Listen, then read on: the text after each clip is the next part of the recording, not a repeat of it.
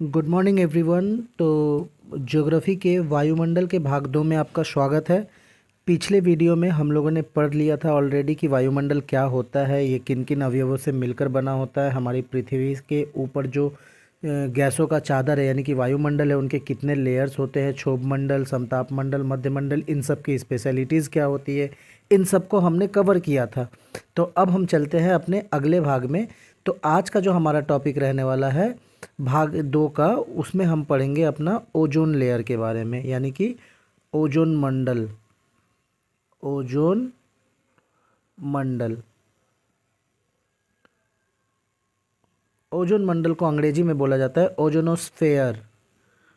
Ozonosphere, ozonosphere क्या होता है एक्चुअली में, पिछले वीडियो में मैंने बताया था कि समताप मंडल जो होता है, मान लीजिए समताप मंडल इस रेंज का है, तो समताप मंडल का सबसे निचला हिस्सा जो होता है वो क्या होता है, तो वहाँ पे ओजोन गैसें पाई जाती है। इस कारण से उस क्षेत्र को हम ओजोन मंडल कहते हैं।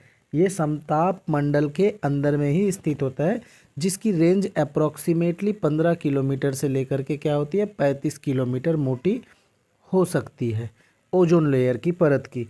मैंने ये आपको पिछले वीडियो में बता दिया था।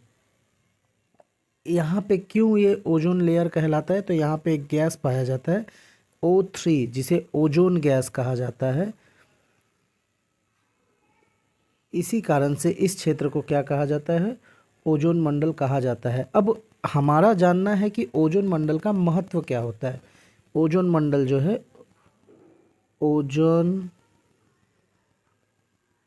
मंडल का महत्व क्या है, क्यों वातावरण के क्षेत्र में, और हम लोग ऑलरेडी सुनते हैं ग्लोबल वार्मिंग, ओजोन लेयर, ये सब क्लोरोफ्लोरोकार्बन वगैरह वगैरह बहुत कुछ सुनते हैं। तो एक्चुअली में क्यों, क्या रीज़न है इसका, तो ओजोन का मेन रीज़न क्या है, ये क्यों इम्पोर्टेंट है मैं बताता हूँ। ये जो परत होता है ना हमारा ओजोन लेयर जो होता है, सपोज़ कर लीजिए ये जो मोटा ओजोन लेयर है, ये क्या करता है, सूरज से आने वाले रोशनी को, उनमें एक खतरनाक रे होता है, उसे मैं रे इस तरह से दिखा दिया, ठीक है। बहुत तरह की रोशनियाँ आती हैं, उनमें अलग अलग विजनरी यूज होते हैं। तो इनमें और भी दिखा लेता हूँ ये।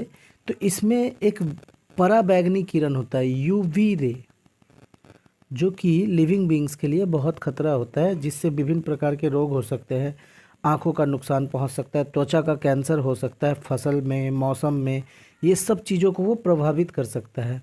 तो ये जो ओजोन लेयर है ना, ये ओजोन लेयर क्या करता है, इन पराबैंगनी किरणों को यहीं पे रोक लेता है, उसको हमारे धरती तक उतरने ही नहीं देता है, जिस कारण से इस लेयर का महत्व हो जाता है। अब ज़रा सा इमेजिन कीजिए, हमारा ओजोन लेयर नहीं रहेगा तो क्या होगा, डायरेक्टली यूवी रेज जो है वो इस ओजोन लेयर को पार करके नीचे आ जाएंगे, और जितने भी लिविंग बींग्स हैं उन लिविंग बींग्स के पास जाएंगे, तो इनके आँखों में प्रॉब्लम हो सकता है, ठीक है। इनका जो स्किन होता है, मैं हाथ के थ्रू दिखाता हूँ, ये जो स्किन होता है इसमें कैंसर का इशूज़ हो सकता है, ठीक है। तो इस तरह का प्रॉब्लम झेलना पड़ सकता है इंसान को। अब एक्चुअल मुद्दा क्या है कि ये धीरे धीरे, ये जो लेयर है ओजोन का, ये धीरे धीरे कम रहा है। जैसा कि हमने रेंज बताया कि 35 किलोमीटर तक का था पहले ये, बट अब इसी रेंज में नहीं है, ये धीरे धीरे क्या हो रहा है, कम रहा है। सपोज़ कर लीजिए, इसके कमने के पीछे बहुत सारे रीज़न हैं, जिसमें एक क्लोरोफ्लोरोकार्बन का यूज़ जो है, जो कि हम कर रहे हैं, ये क्लोरोफ्लोरोकार्बन गैस के वजह से ये लेयर जो है काफ़ी ज़्यादा डैमेज हो रहा है। डैमेज हो रहा है इन द सेंस, ओजोन छिद्र जो बोलते हैं ना, तो उसमें ये इस तरह का छेद नहीं हो जाता है जो पार कर गया एलिमेंट, नहीं, ये गलत है। ओजोन छिद्र का मतलब ये अपने मोटाई पे धीरे धीरे क्या हो रहा है, इसका मोटाई कमते जा रहा है, धीरे धीरे इसका मोटाई कमते जा रहा है। तो इसको अगर बचाना है तो हमें सबसे पहले क्या करना होगा, इन सब गैसों का जो इस्तेमाल होता है उसको कम करना होगा, शीतलता बनाई रखनी होगी, फिर जाके पेड़ पौधे लगाने होंगे, वो एक अलग टॉपिक है, उसे हम लोग आगे कवर करेंगे। तो जो मेन मुद्दा था वो मैंने बता दिया कि ओजोन गैस, ओजोन लेयर होता क्या है, ये कैसे पतला हो रहा है, ठीक है, ओजोन गैस, ओजोन लेयर का महत्व क्या होता है हमारे वातावरण में, इन सबको हमने जान लिया। अब ओजोन छिद्र वाकई में ओजोन छिद्र नहीं है, जबकि इसकी मोटाई में कमी आती है, यही सब। एक यहाँ से एक और क्वेश्चन बन सकता है, वो क्वेश्चन ये है कि ये जो ओजोन में ऐसा हो रहा है ये कब से मतलब ऑब्जर्वेशन में आया। तो 1980 को इस चीज़ को वैज्ञानिक द्वारा नोटिस किया गया कि वायुमंडल का ये जो ओजोन क्षेत्र है इसमें क्या हो रहा है, धीरे धीरे कमी आ जा रहा है। तो इसी कारण से ये डेट इम्पॉर्टेंट बन जाता है इसी रूप में हमारे लिए। ठीक है, तो अब हम आगे बढ़ते हैं। तो जैसा कि मैंने बताया, क्या बताया कि ओजोन का जो कारण होता है, ओजोन मंडल के क्षय होने का कारण होता है, वो क्या होता है, वायुमंडल में स्थित ओजोन के परतों को जो नष्ट कर रहा होता है, उसका सबसे बड़ा रीज़न होता है हमारा ये रसायन, इस वर्ग का रसायन, जिसको हम लोग क्लोरो फ्लोरो कार्बन के नाम से जानते हैं। ठीक है, अच्छा, इसकी सचेतना बहुत ज़रूरी है। ये नहीं होगा तो हमारे अर्थ पे लाइफ धीरे धीरे मुश्किल हो जाएगा, क्योंकि ये सिर्फ हमारे ह्यूमन बीइंग्स को इफ़ेक्ट नहीं पहुंचाएगा, सब सारे सिस्टम्स को बिगाड़ देगा। इसीलिए इस पे इंसान सचेत रहे, इसको नोटिस करते रहे। इसीलिए 16 सितंबर को क्या मनाया जाता है, ओजोन दिवस के रूप में मनाया जाता है, ओजोन डे, यानी कि ओजोन दिवस के रूप में इसे हम क्या करते हैं, सेलिब्रेट करते हैं, ताकि जिससे हम ओजोन लेयर का महत्व क्या है इन सब चीज़ों को बता पाए। ठीक है, आगे हम जो डिस्कशन करने वाले हैं वो है, ये कंप्लीट हो जाने के बाद हम पढ़ेंगे। देखो, इसके पहले हम लोग पढ़े थे ऊंचाई के स्थान पे आधा और दबाव के आधार पे, स्थान के आधार पे वायुमंडल को 5 भागों में बांटा गया है। लेकिन अगर हम रासायनिक संगठन के देखें, मैं यहाँ पे लिख दे रहा हूँ, रासायनिक संगठन के आधार पर, रासायनिक संगठन के आधार पर वातावरण का, यानी कि हमारे एटमॉस्फेयर का विभाजन,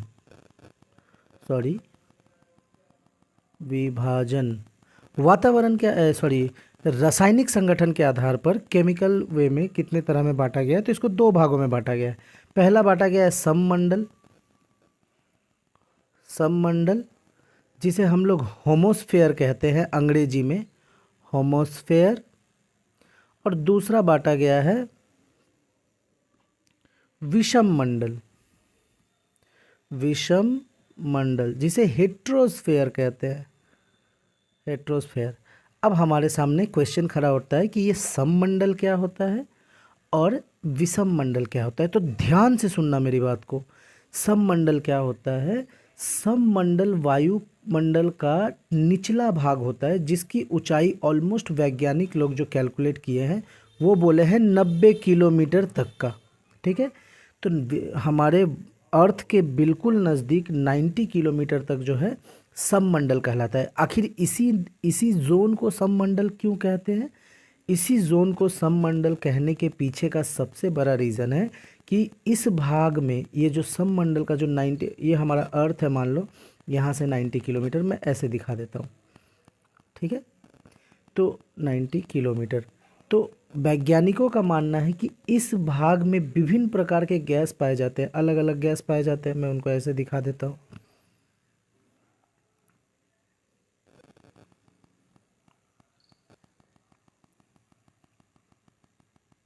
ठीक है, तो इन जो अलग अलग गैसों का अनुपात में एक रूपता मिलती है, इसीलिए मतलब इक्विवेलेंट मिलते हैं, मतलब एक समान अनुपात देखने को मिलता है इस जोन में। इसीलिए अलग अलग गैस होने के बावजूद भी इनका अनुपात जो होता है सेम सिमिलर देखने को मिलता है। लेकिन विषम मंडल में क्या होता है, विषम मंडल में ऐसा कुछ नहीं होता है। विषम मंडल में जो होता है, इस भाग में विभिन्न गैसों का अनुपात परिवर्तन मिलता है उसमें।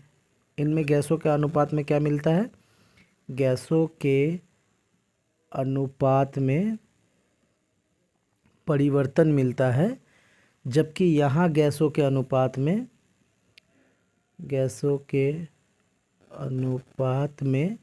समानता मिलती है। तो अगर हमसे अंतर पूछेगा तो हम बता सकेंगे, अच्छा सर, इसका रेंज तो आपने बताया, बट इसका रेंज आपने नहीं बताया। तो ये 90 किलोमीटर से ऊपर चले जाइए आप, ठीक है। 90 किलोमीटर से लेकर के 10K यानी कि 10,000 किलोमीटर तक, 10,000 किलोमीटर तक का ये जो रेंज माना गया है वो हेट्रोस्फेयर का रेंज को माना गया है, ठीक है। अब हम आगे बढ़ जाते हैं, जो कि हम तीसरा भाग में चले जाते हैं, वहाँ पे ताप का था। तो अब हम ताप के ऊपर चर्चा करते हैं। तो हमारा नेक्स्ट टॉपिक जो है वो हो जाता है ताप। सबसे पहले ताप आते ही हमारे मन में ऊष्मा जैसा वर्ड का ख्याल आता है ना। क्यों? ये ताप होता क्या है? ताप होता क्या है? ताप और ऊष्मा सेम है, ठीक है। ताप जो होता है ना वो एक प्रकार का एनर्जी यानी कि ऊर्जा होता है, और कुछ नहीं होता है। ताप एक ऊर्जा होता है जिसको अगर कोई वस्तु ग्रहण करता है तो वो गर्म हो जाता है, अगर कोई वस्तु त्याग देता है, अपने से दूर कर देता है, तो वो ठंडा हो जाता है। बस यही है ताप या ऊष्मा, जो आप कह सको। हम अगले टॉपिक के ऊपर चर्चा करेंगे कि सर ठीक है ये ताप है, तो तापक्रम क्या है, तापक्रम क्या होगा फिर, या फिर जिसको हम लोग तापमान बोलते हैं वो क्या होता है। तो तापक्रम या तापमान जो है, पेन चेंज कर लो एक सेकंड, ये कलर ये वाला ले लेता हूँ। तापमान क्या होता है? किसी भी पदार्थ के ऊष्मा की मात्रा को तापमान कहा जाता है, ठीक है। कोई भी पदार्थ है उसमें कितना मात्रा में ऊष्मा पाया जा रहा है उसे ही क्या कहा जाता है? तापमान। तो किसी भी पदार्थ में ऊष्मा की मात्रा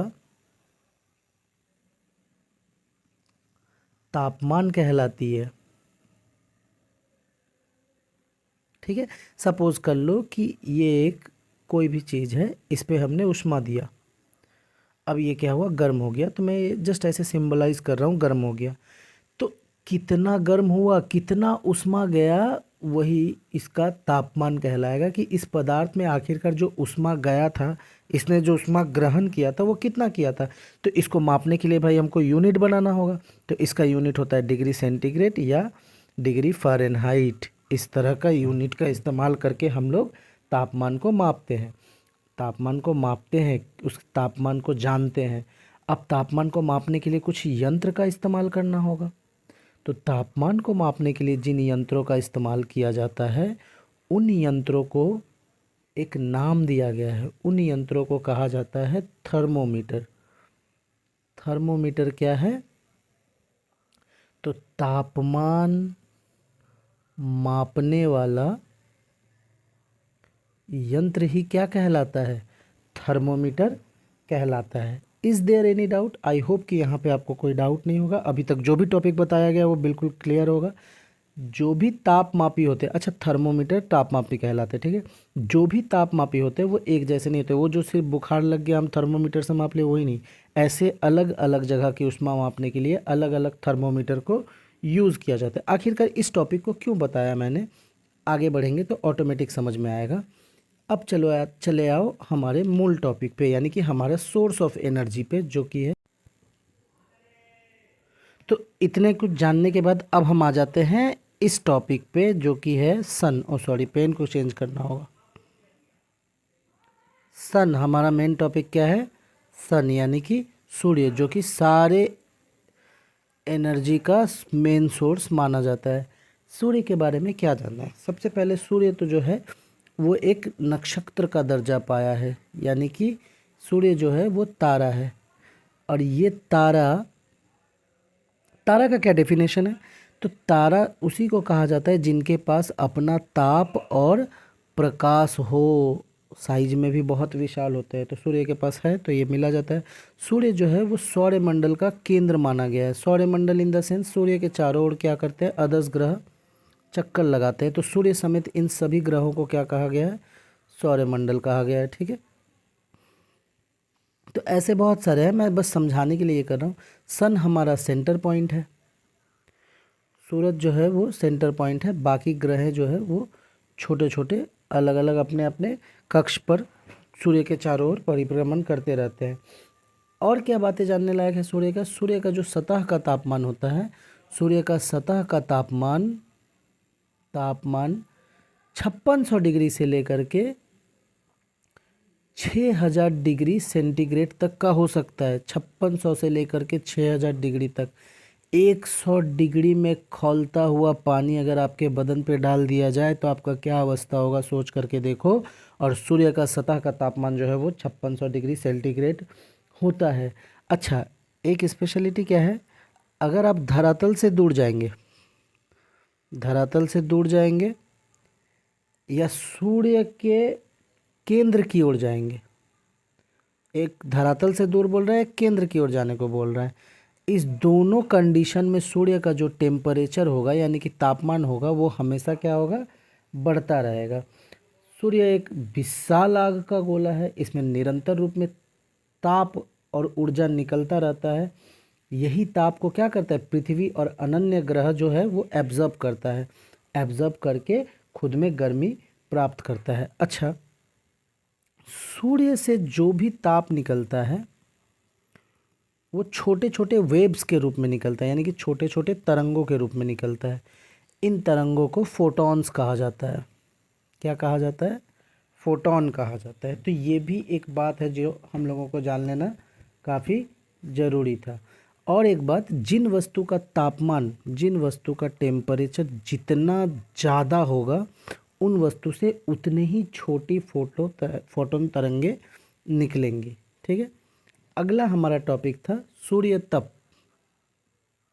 सूर्य तप यानी कि आइसोलेशन। आइसोलेशन क्या होता है, आइसोलेशन कुछ नहीं है, ये बस एक वर्ड बना दिया गया है। एक्चुअली में ये क्या है, सन है और ये हमारा अर्थ है। सूरज से कुछ तरंगे निकली, वो कहाँ आई, पृथ्वी पर आई।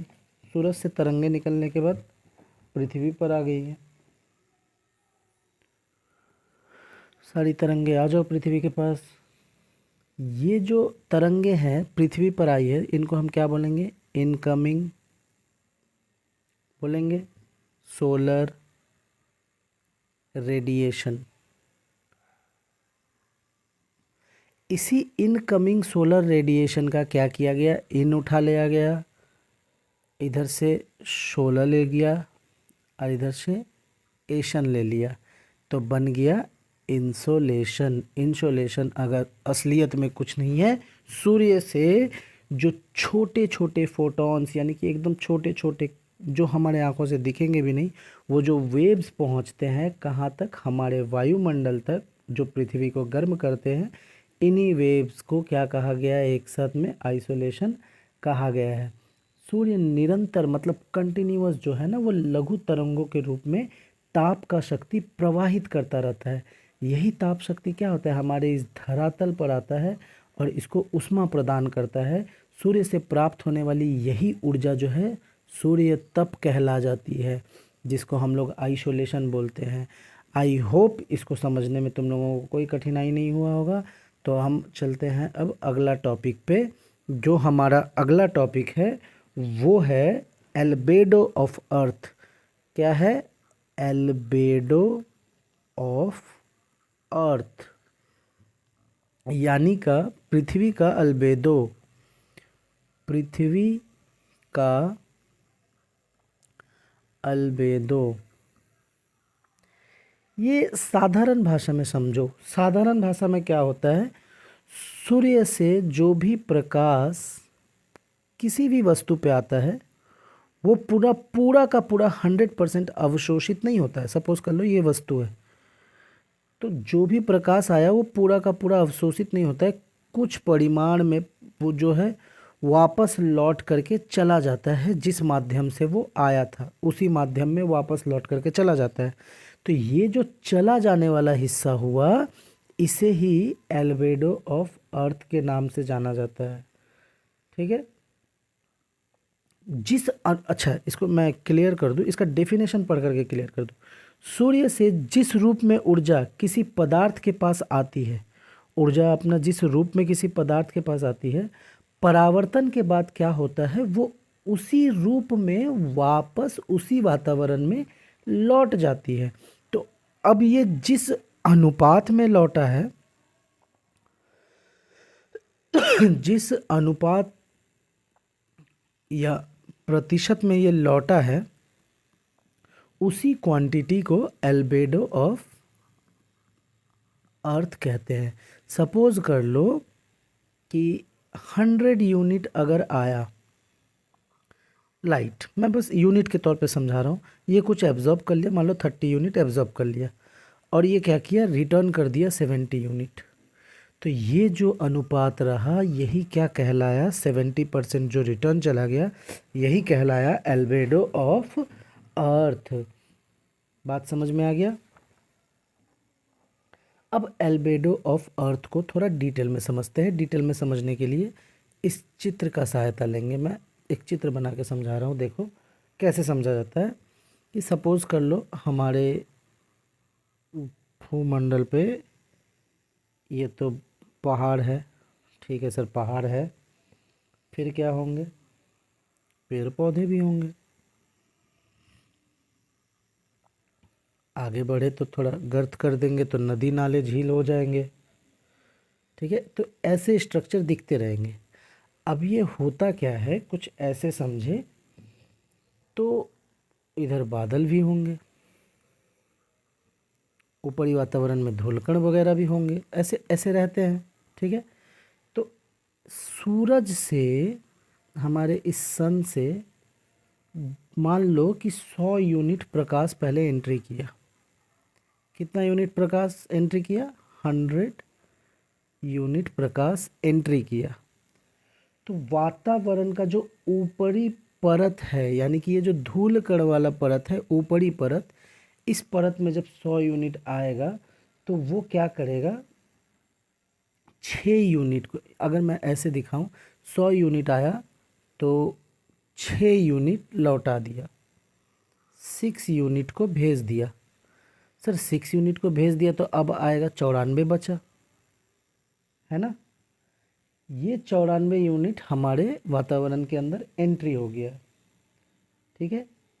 इस 94 यूनिट में बादलों के पास जब आया तो ये कुछ एब्जॉर्ब किया और 27 यूनिट भेज दिया वापस से उसी तरफ, ठीक है।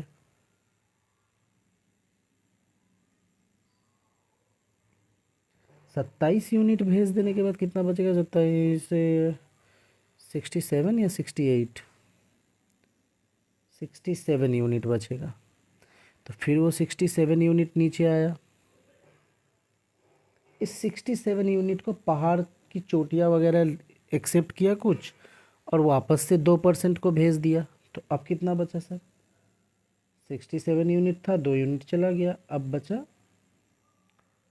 65 यूनिट। इस 65 यूनिट में वायुमंडल जो क्या करता है, वो 14 यूनिट वापस कर देता है, 14 यूनिट रिटर्न कर देता है। तो बाकी का बचा हुआ 51 यूनिट जो होता है वही धरती तक पहुंचता है। बाकी का बचा हुआ 51 यूनिट वही धरती तक पहुंचता है। और ये 51 यूनिट धरती पे रहता नहीं है, बिल्कुल इस गलत फहमी में मत रहना। इस 51 यूनिट में से डायरेक्ट रात्रि जब होती है तो 17 यूनिट वातावरण को छोड़ करके चला जाता है, ठीक है। ये किस जगह पे जाएगा, जहाँ पे धूलकण बादल ये सब नहीं होगा, रेगिस्तान वगैरह फाका जगह होगा, उन सब जगह पे चला जाता है। तो इस 51 यूनिट में से 17 यूनिट चल गया और बचा कितना, 34 यूनिट। इसी 34 यूनिट को पृथ्वी अपने पास रखती है।